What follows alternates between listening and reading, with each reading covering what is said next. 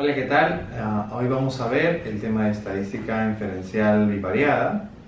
En la clase anterior estuvimos haciendo algunos ejercicios y presentando algunos casos de estadística inferencial univariada, que básicamente el análisis se concentra variable por variable.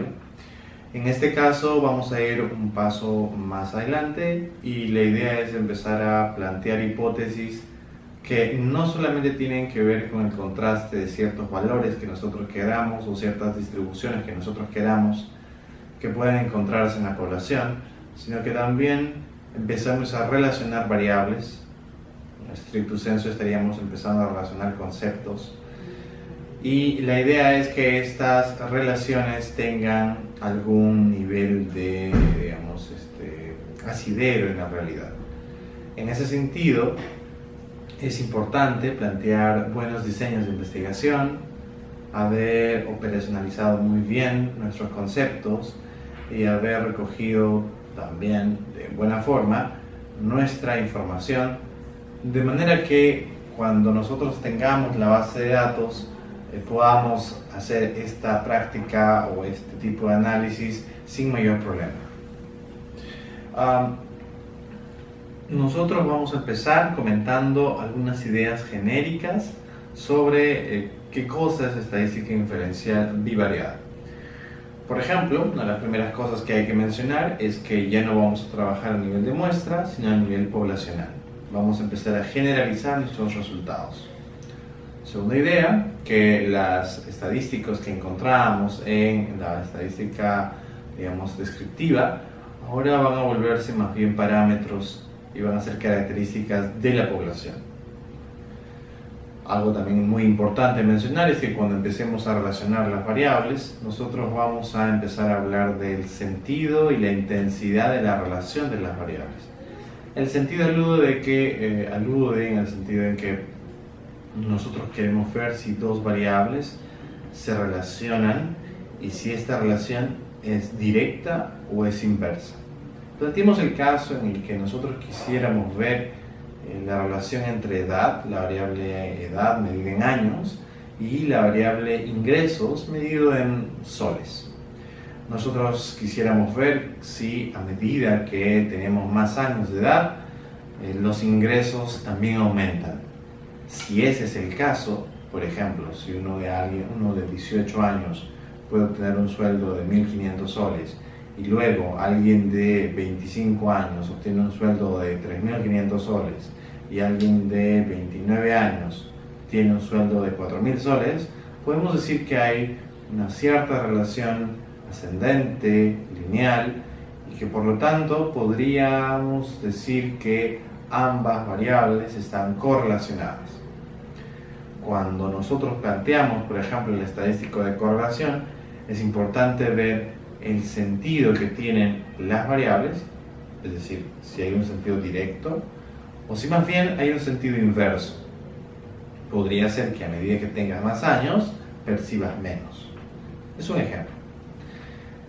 Para este último caso, evidentemente, sería una relación inversa. También es importante ver no solo el sentido, sino la intensidad. ¿Cuán fuerte es esa relación? Y vamos a ir planteando en base a los coeficientes de Pearson, o en base a los coeficientes de otros estadísticos que vayamos a ver, que hay ciertos rangos, ciertos intervalos de los coeficientes que nos dicen si estamos frente a una correlación o una relación fuerte, moderada o débil. Es importante saber que esta parte bivariada es una etapa más en el análisis de los datos. Es una etapa previa a los modelos más avanzados, a los modelos más multivariados, que hacen uso de más variables. Aquí básicamente estamos frente a algo bivariado, que son dos variables. Y es importante saber que aun cuando estemos frente a una estadística bivariada, vamos a tener que usar algunos requisitos.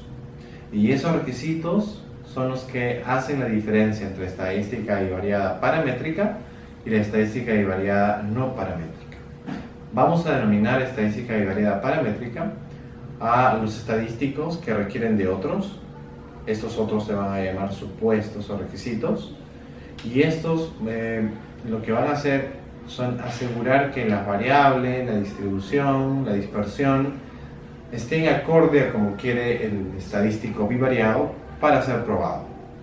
En caso no se cumplan los estadísticos requisitos, los supuestos, optaremos por una estadística no paramétrica. La diferencia que existiría entre algo paramétrico y algo no paramétrico es que en lo paramétrico nosotros podemos hacer generalizaciones sin mayor problema. En cambio, en la estadística no paramétrica es posible que tengamos que plantear algunas correcciones, algunos añadidos para poder tener una lectura a nivel poblacional. En la mayoría de los casos, en la parte no paramétrica, nuestros resultados solamente se van a limitar a la parte muestral. Al igual que en la estadística inferencial univariada, nosotros estamos frente a una situación en la cual tenemos que aceptar o rechazar lo que, digamos, el estadístico genere o encuentre. Entonces, para aceptar o rechazar, vamos a seguir usando la convención de la significancia, tal como está en el slide número 4, y nosotros vamos a aceptar cuando los valores de la significancia sean mayores a 0.05. Y vamos a rechazar cuando sean menores a 0.05. Cuando sean mayores vamos a decir que es no significativo, puede ser valores de 0.07, 0.10, 0.30, 0.30. Y si son valores menores a 0.05 como 0.001, okay, 0.01, 0.03 y otros valores más, vamos a decir que son valores significativos. Cuando son valores significativos, nosotros vamos a rechazar la hipótesis nula. Cuando son valores mayores, vamos a aceptar la hipótesis nula. Cada uno de los estadísticos que vamos a ver a continuación tienen hipótesis nulas. La idea es que nosotros empecemos a aceptar o rechazar estas hipótesis, de manera tal de que podamos luego responder a nuestras preguntas de investigación. Es importante mencionar también que hay algunos estadísticos que son útiles o solo se aplican para la parte de un diseño transversal, es decir, un diseño en el cual hacemos la recolección de información en un solo momento. Cuando tengamos que recoger información de nuestra unidad de observación en más de un momento, pues en ese sentido nosotros vamos a denominar el diseño un diseño longitudinal. Puede ser 2 momentos, 3 momentos, K momentos. El tema es que cuando es un diseño longitudinal, las mismas unidades de observación, es decir, las mismas personas, las mismas empresas, las mismas universidades, o los mismos países, o los mismos grupos políticos, sea cual sea tu unidad de observación, siguen siendo los mismos. La idea es que no se puede ir cambiando, sino ya no sería un diseño que permitiría el uso de estadísticos bivariados que lo que buscan es ver si ha habido cambio o no, diferencia o no entre un momento y otro momento. Algo más que podemos agregar a este continuo de ideas previas que nos permiten entender la estadística bivariada es que existen 2 tipos de hipótesis genéricas. Una hipótesis que es simétrica y otra hipótesis que es direccional. La hipótesis simétrica no busca probar una dependencia de una variable frente a otra. Okay. No plantea una relación explicativa. O sea, la hipótesis direccional busca eso. La hipótesis simétrica no busca eso. Direccional porque habría una dirección a la hora de explicar algo y habría que ubicar a una de las variables como variable independiente y a la otra como variable dependiente. Cuando plantees un diseño como tal, deberías plantear una hipótesis direccional. Si tu interés no es explicar, no es ver si una variable está afectada por otra, pues deberíamos quedarte con una hipótesis simétrica. Una hipótesis simétrica no plantea variable independiente, variable dependiente, sino que solamente plantea si ambas variables confluyen en un solo momento o aparecen en un solo contexto. y si aparecen al mismo tiempo o si están presentes en un mismo contexto, ¿cómo se encuentran? ¿Muy fuertemente asociados o son débilmente asociados? ¿Hay una relación directa? ¿Hay una relación inversa? Entonces, esos son los intereses. Para resumir, una hipótesis puede ser direccional cuando buscas explicar, y una hipótesis puede ser simétrica cuando no buscas explicar, sino buscas solamente mostrar cómo se relacionan las variables.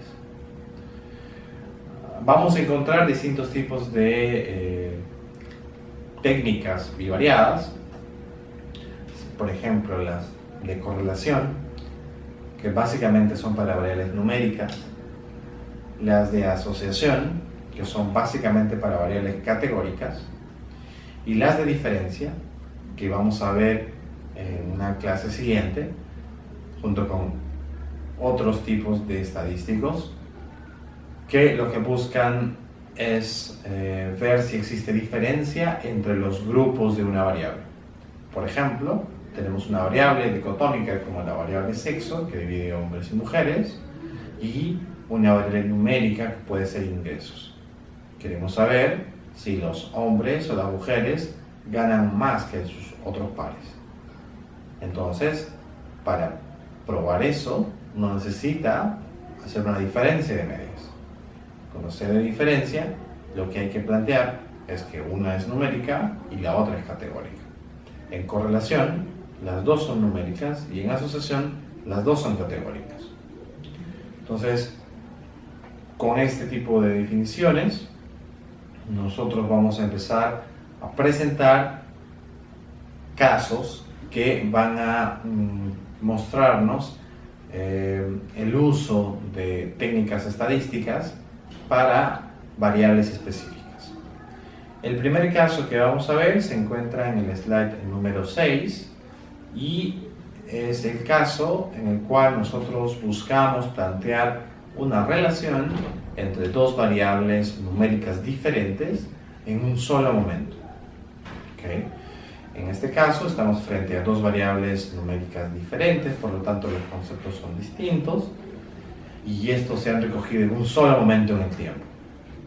Cuando sea este el caso, nosotros vamos a plantear que es una relación que se llama correlación.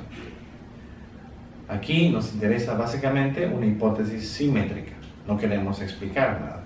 Simplemente queremos ver cómo confluyen, cómo se encuentran ubicados en ciertas unidades de observación.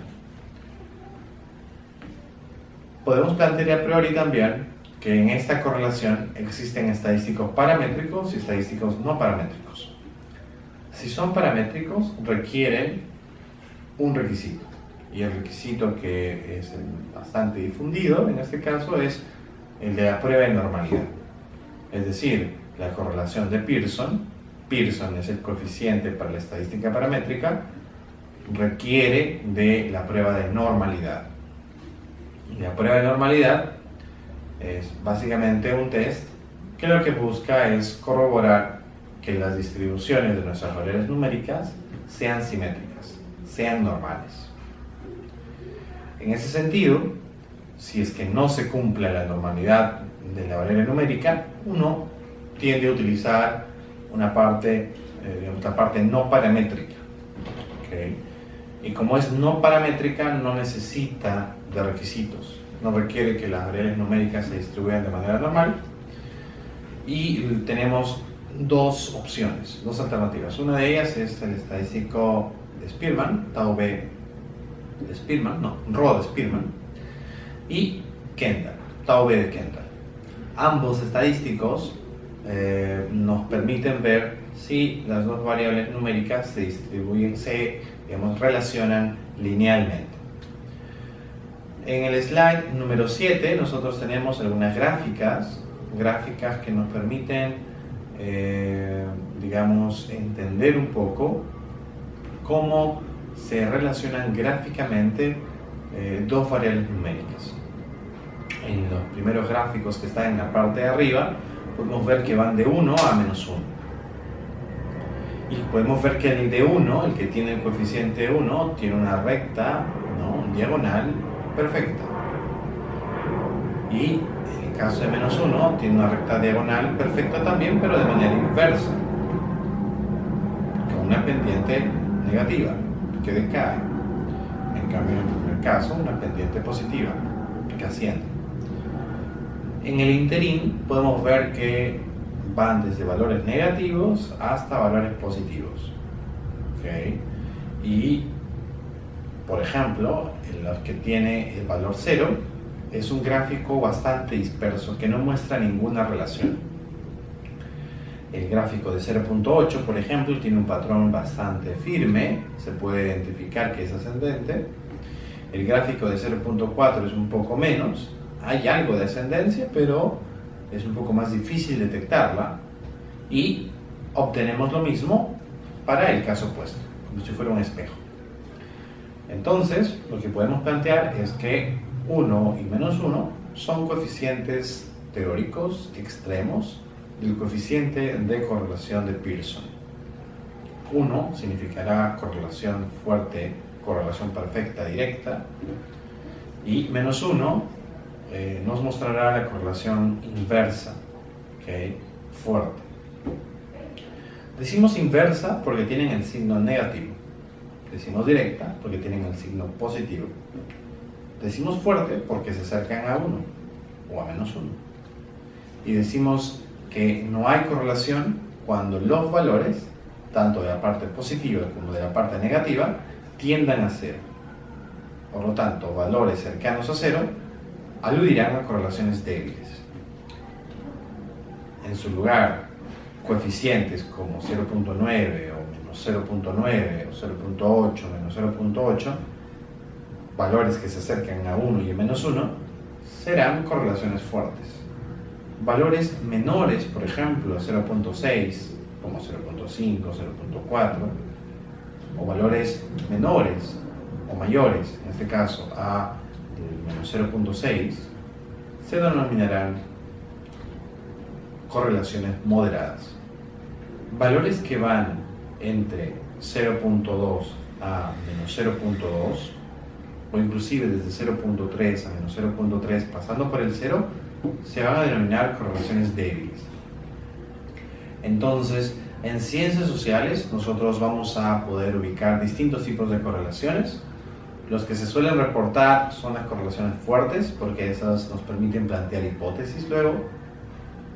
En cambio, las correlaciones moderadas, dependiendo de la literatura, dependiendo de la exhaustividad a la hora de recoger la información, podríamos considerarlas en el análisis, pero sin lugar a dudas, las correlaciones débiles no deberían entrar. Correlaciones buenas son 0.6, 0.7, es bastante pedir 0.8, lo mismo para la parte negativa, menos 0.6, menos 0.7, menos 0.8. Entonces vamos a encontrarnos en este interín, ¿ok? Y vamos a poder decir que la correlación va de valores de -1 hasta 1. En el slide número 8 nosotros planteamos el plan de análisis. El plan de análisis de la correlación. Es decir, qué cosa nosotros tenemos que leer y de qué forma y en qué secuencia. Entonces, lo primero que tenemos que hacer es probar que exista la relación. Es decir, que lo que estamos probando tenga asidero en la realidad. Cuando sea así, ¿okay?, nuestro nivel de significancia va a salir menor a 0.05. Fijémonos en la parte de la izquierda. La existencia de la relación, dice en el slide, se decide según el valor P. Pues bien, el valor P, que es el nivel de significancia. Y en base a ese valor P o significancia, nosotros aceptamos o rechazamos la hipótesis nula. Y debajo de donde dice existencia de relación, nosotros planteamos ahí la hipótesis nula. Esta nos dice que no hay correlación. Por eso, como decía hace un momento, nosotros queremos que el nivel de significancia sea menor a 0.05, de manera tal de que nosotros rechacemos la hipótesis nula. Rechacemos la hipótesis nula. La tenemos que rechazar porque dice en su enunciado que no hay correlación. Entonces, en la mayoría de los casos nos va a interesar que las variables correlacionen. Y si ese es el caso y es tu interés, tú deberías buscar valores significativos. También podría ser el caso que tú busques variables que no se correlacionen, y en ese caso tú buscarías un nivel de significancia mayor a 0.05. Cuando ese sea el caso, podrás decir que no hay correlación. Entonces, es posible que en algunas investigaciones el interés sea que las variables no correlacionen, y en otras que sí correlacionen. Para ver que hay o no hay correlación, hay que leer la significancia de la mano con la hipótesis nula.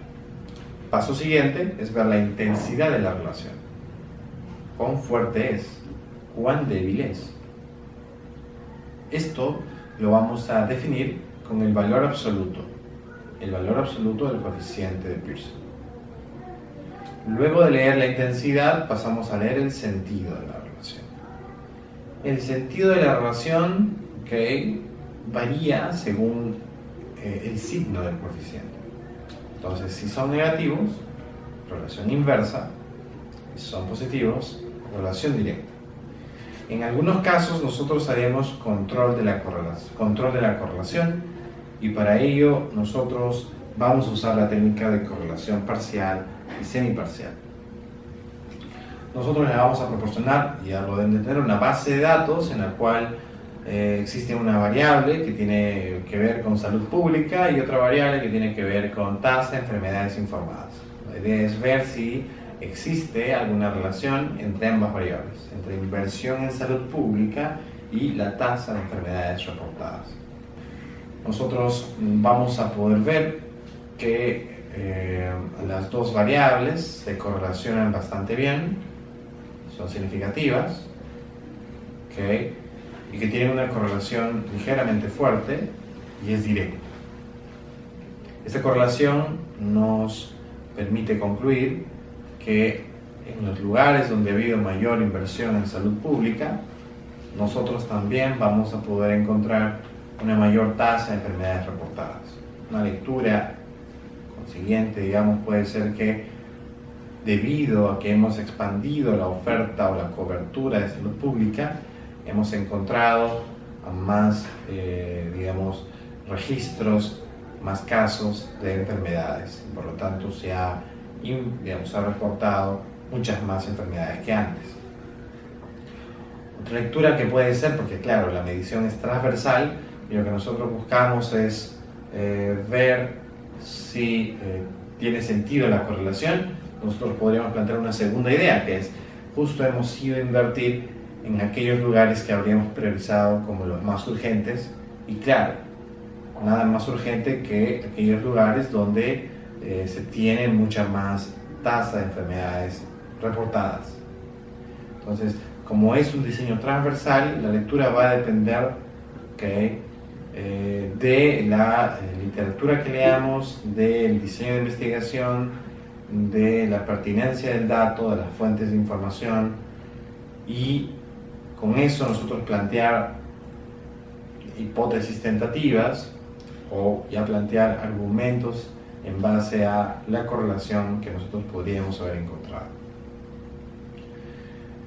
Esta correlación es bastante interesante, pero en esa base de datos también existe otra variable relacionada al número de visitas. El número de visitas que recibe un centro de salud. Y si nosotros usamos esta variable como la de variable de control, es posible que la correlación de un comienzo que estábamos comentando hace un momento se mantenga o se caiga, se pierda. Entonces, si nosotros usamos esta correlación, podemos ver que la correlación en un inicio se pierde.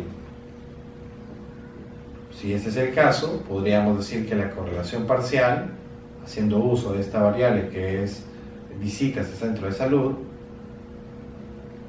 estaría generando que la relación primera es una relación espuria. Es decir, que una de las variables está dentro del registro de esta tercera variable, o que teóricamente se relacionan bastante. Entonces, es posible que las variables de control, así como en este caso, afecten bastante los resultados, O en otros casos es posible que las variables de control corroboren o refuercen aquellas cosas que nosotros hemos encontrado en la correlación inicial. Como resumen podemos decir que la correlación sirve para variables numéricas, pueden ser discretas o continuas. Se requiere que las variables tengan una distribución normal, caso contrario no podríamos realizar esto, y que el estadístico de Pearson nos da información sobre la intensidad y el sentido de la relación. En el caso 2, el caso que vamos a ver ahora, vamos a plantear la relación entre dos variables categóricas en un solo momento. Dos variables categóricas que aluden a dos conceptos distintos y que, al igual que en el caso anterior, hemos recogido la información en un solo momento. Este tipo de relación se denomina asociación y soporta los dos tipos de hipótesis que hemos comentado, la hipótesis simétrica y la hipótesis direccional. El estadístico para ver esto, para ver si hay asociación o no, es el chi cuadrado. Y el insumo principal para poder plantear una ecuación en la cual se use el estadístico de chi cuadrado es la tabla de contingencia, la tabla cruzada que tenemos en el slide número 11. En ese slide nosotros podemos ver que se junta la variable dependiente que va en las filas y la variable independiente que va en las columnas. Esto siempre y cuando tú tengas una hipótesis direccional. Si no tienes una hipótesis como tal, es indiferente que tú puedas plantear cualquier tipo de relación y no es necesario que consignes a una como dependiente y a otra como independiente. Lo que aparece dentro, en donde dice valores conjuntos, vamos a ver celdas que tienen información sobre las filas, sobre las categorías de la variable que está en las filas y las categorías de la variable que está en las columnas. Vamos a ver ahora el plan de análisis. El plan de análisis está en el slide número 12 y ahí podemos ver que primero hay que probar la existencia de la relación y para probar su existencia hacemos uso del chi cuadrado y tenemos que ver el valor p. La hipótesis nula es que no hay asociación. No hay asociación. En algunos casos va a convenir aceptarla, en otros rechazarla. Luego está la intensidad de la relación. Cuán fuerte, cuán débil es. Seguido de la intensidad, del sentido de la relación. En algunos casos nos va a interesar ver si tienen una relación directa o inversa. Pero hay que hacer la tingencia, que solamente va a ser útil cuando nosotros tengamos variables ordinales. Es decir, variables que tengan un sentido. Cuando una de ellas sea nominal, ya no va a ser muy útil leer el sentido. Por último están la capacidad de ver interacción, de controlar la asociación, y para eso nosotros aplicamos capas. Capas que son variables categóricas, que tienen categorías, y la idea es que si planteamos una asociación, esta asociación debería cumplirse para cada uno de los grupos a los que aluden las categorías de la variable que hemos elegido como variable de control. Con este plan de análisis nosotros vamos a empezar a ver dos tipos de escenarios. El primer escenario es el que se refiere a cuando nosotros tenemos dos variables ordinales. Es decir, cuando la que está en las filas y la que está en columnas son ordinales. Y vemos que tenemos dos hipótesis, la hipótesis direccional y la hipótesis simétrica. Para el caso de la hipótesis direccional, nosotros tenemos el estadístico que se denomina D de Somers. Para el caso de la hipótesis simétrica, nosotros tenemos tau B, tau C y gamma. Vamos a usar el primero cuando la tabla de contingencia sea cuadrada. Vamos a usar el segundo cuando la tabla de contingencia sea rectangular. Y vamos a usar gamma cuando no recordemos necesariamente cuándo se usa tau B o tau C y escogemos esta porque es genérica. Vamos a plantearnos ahora la siguiente pregunta. ¿Qué se puede concluir al analizar la relación entre interés en las campañas y nivel educativo? ¿Qué podríamos sacar de esto? Pues bien, en la base de datos que hemos consignado para esta sesión, nosotros tenemos ahí las variables aludidas, y lo que se quiere ver es que ustedes puedan probar si hay o no hay relación. Y si la hay, ¿cómo es esta relación? ¿Okay? El siguiente escenario es el que contempla la presencia de una variable nominal, al menos una. Y cuando sea este el caso, ya no se va a poder leer el sentido, solo la intensidad. Veamos ahora entonces en el slide 16 las hipótesis que tenemos. Tenemos la hipótesis direccional y la hipótesis simétrica. Para el caso de la hipótesis direccional, tenemos a los estadísticos tau de Goodman y Kruskal, coeficiente de incertidumbre y lambda. Para el caso de la hipótesis métrica, que es la que nos interesa, tenemos phi, el coeficiente de contingencia, y v de Kramer. Phi cuando las tablas sean 2×2, coeficiente de contingencia cuando tengamos tablas cuadradas pero que no sean necesariamente 2×2, y v de Kramer que lo vamos a aplicar para todos los casos. La pregunta que planteamos en base a la base de datos que tenemos disponible es: ¿qué podemos concluir luego de analizar la relación que puede existir entre el sexo de las personas y la religión que profesan? Para poder hacer uso de las tablas de contingencia y el estadístico de chi cuadrado, es necesario ingresar al menú Analizar, Análisis Descriptivos, Tablas Cruzadas. Ahí hay que escoger a las variables que nos interesan y probar el chi cuadrado. El caso 3 es relación entre dos mediciones de una misma variable categórica. Relación entre dos mediciones de una misma variable categórica. Es decir, que a la variable categórica que hemos medido en el momento 1, la vamos a volver a medir en el momento 2 o el momento 3 y hacer comparaciones. ¿Okay? Si queremos comparar dos variables categóricas que son dicotómicas, vamos a usar el estadístico de McNemar.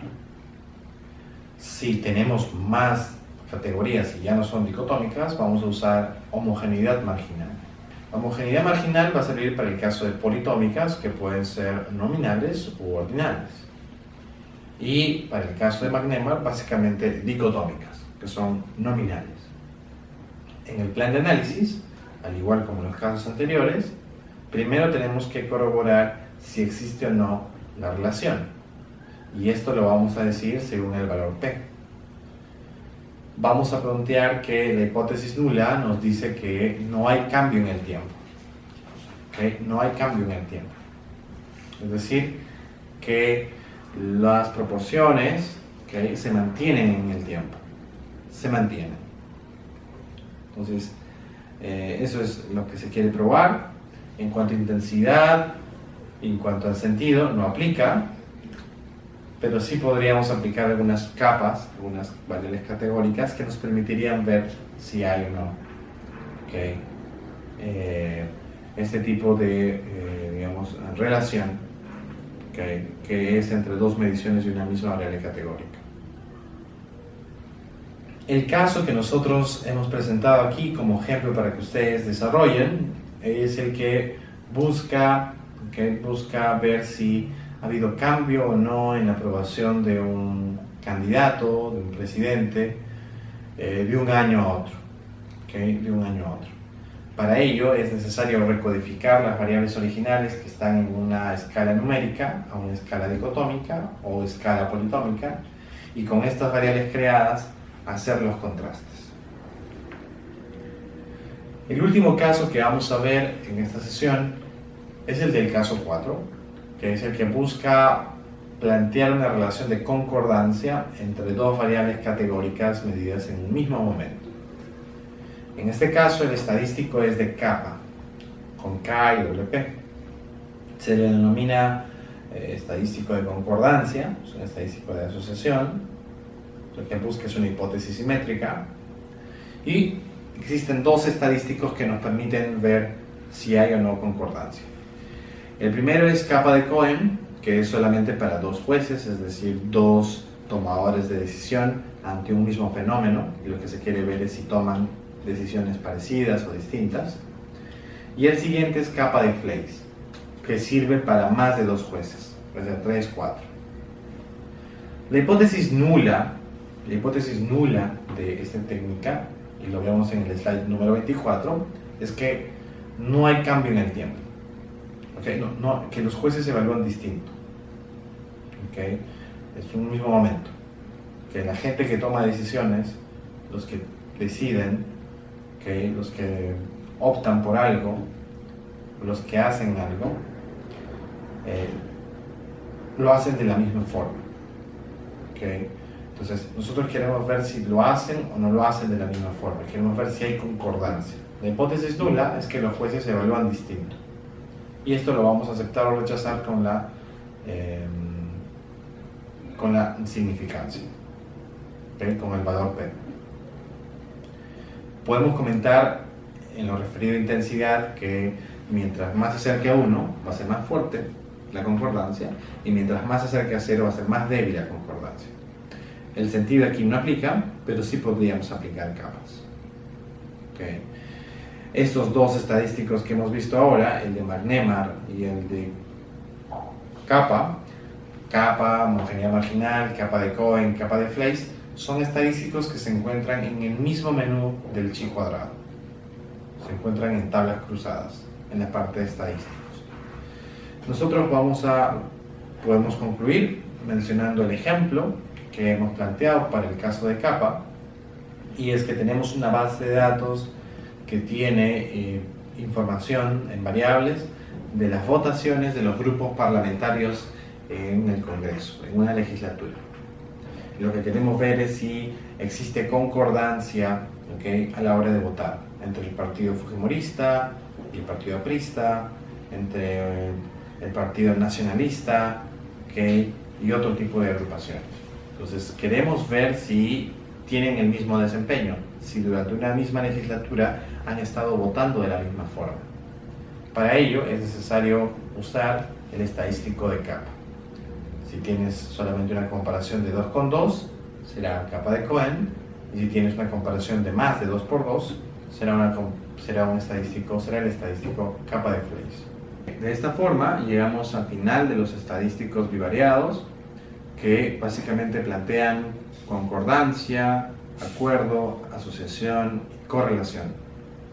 En la clase siguiente vamos a ver los estadísticos bivariados que buscan ver si existe diferencia en los valores medios de los grupos, ya sea en un solo momento o en dos momentos.